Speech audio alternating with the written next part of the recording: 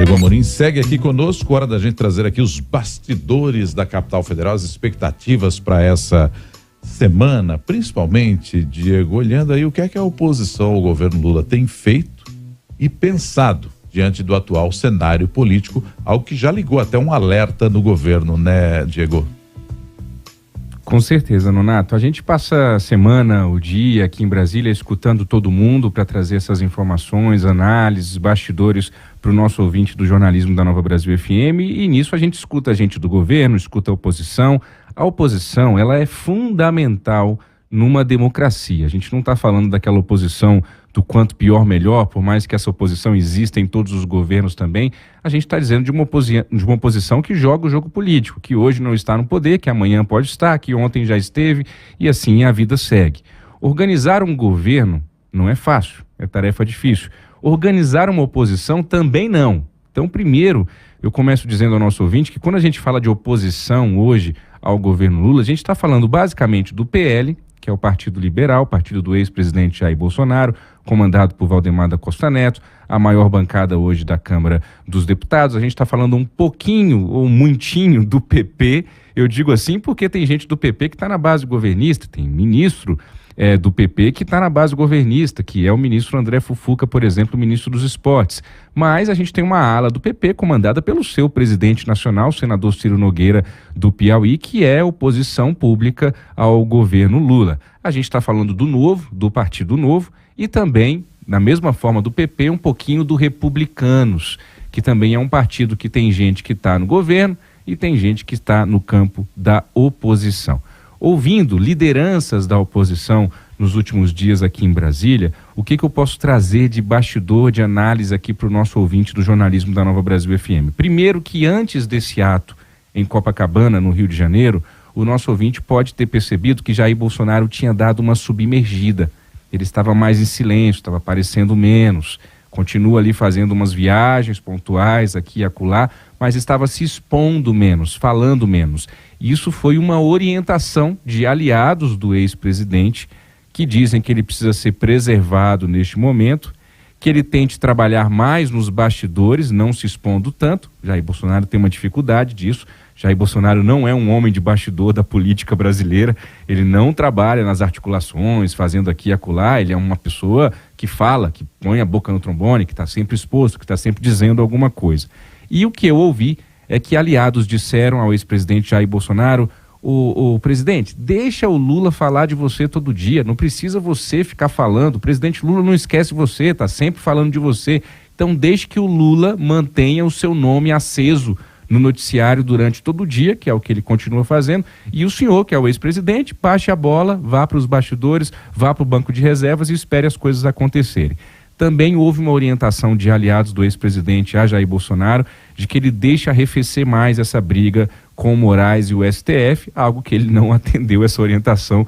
Vídeo que a gente acabou de ouvir ele comentando lá ontem aqui no nosso jornalismo da Nova Brasil FM. Acabamos de trazer aí declarações do ex-presidente nesse ato lá em Copacabana, no Rio de Janeiro. Uma segunda avaliação que a oposição faz, Michele Nonato, ouvinte, é de que se porventura o ex-presidente for preso, isso vai fortalecer ainda mais, do ponto de vista da oposição, claro, não somente o ex-presidente, mas também todo o campo da direita. E aí tem um detalhe: a oposição acredita que se Jair Bolsonaro for preso, o campo, digamos assim, moderado da direita, e aí eles encaram como moderado, a gente está falando de Ratinho Júnior, a gente está falando de Tarcísio de Freitas, esse campo se enfraquece e se fortalece o campo da extrema-direita, pessoas ainda mais radicais, ainda mais posicionadas politicamente no campo da direita. Esse povo deve ter mais força no entender da oposição se o ex-presidente Bolsonaro for preso. Não vão ser os moderados, vão vir os radicais com mais força. Essa é uma frase que eu ouvi, anotei, está aqui anotadinho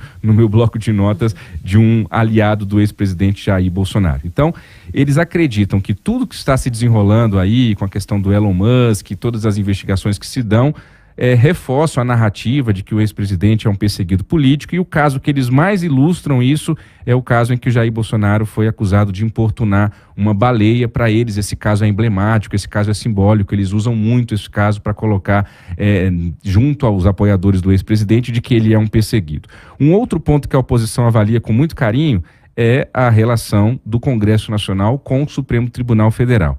A avaliação que se faz nos bastidores é de que a imagem do Supremo Tribunal Federal está desgastada, que não é somente o Alexandre de Moraes, que é essa figura ali mais emblemática do Supremo, mas que tudo que ele faz tem a bênção de pelo menos a maioria dos ministros do Supremo Tribunal Federal. E informação que eu tenho de que uma pessoa da oposição, um parlamentar da oposição, esteve recentemente com um dos ministros do Supremo, que teria feito, digamos assim, esse alerta: olha, se vocês não recuarem um pouquinho, se vocês não baixarem a bola, o Senado Federal vai vir em 2026, na avaliação da oposição, ainda mais conservador, com ainda mais nomes da oposição, e aí pode vir a se concretizar aquilo que tanto se fala e tanto se teme, que é o impeachment de algum ministro do Supremo Tribunal Federal, isso a partir de 2027, depois que o novo Senado toma posse. Outra avaliação que se faz, caminhando para o fim, na oposição atualmente, Michele Nonato, é de que o governo Lula está bagunçado, eles querem explorar muito isso na narrativa e estão explorando, de que aquela frente ampla que foi formada para derrotar Jair Bolsonaro em 2022 está cobrando um preço muito alto. Dizem que há ministros do governo que sequer se reúnem com o presidente Lula, porque é muita gente, que a gente está falando de cerca de 40 pessoas, que há muita bateção de cabeça e falta de comando, e a avaliação na oposição é de que a primeira-dama Janja é uma aliada da oposição. Esse é um ponto interessante do jogo político em Brasília. A Janja, que se colocou recentemente numa entrevista à BBC, nós comentamos aqui, como uma articuladora do governo Lula, uma articuladora política, e no entender da oposição isso é um ponto positivo, porque eles veem a Janja como uma articuladora política, no mínimo atrapalhada aqui em Brasília. Para concluir, concluo da mesma forma que concluí o ponto de encontro. O que a oposição mais quer hoje é força nas eleições municipais de outubro desse ano.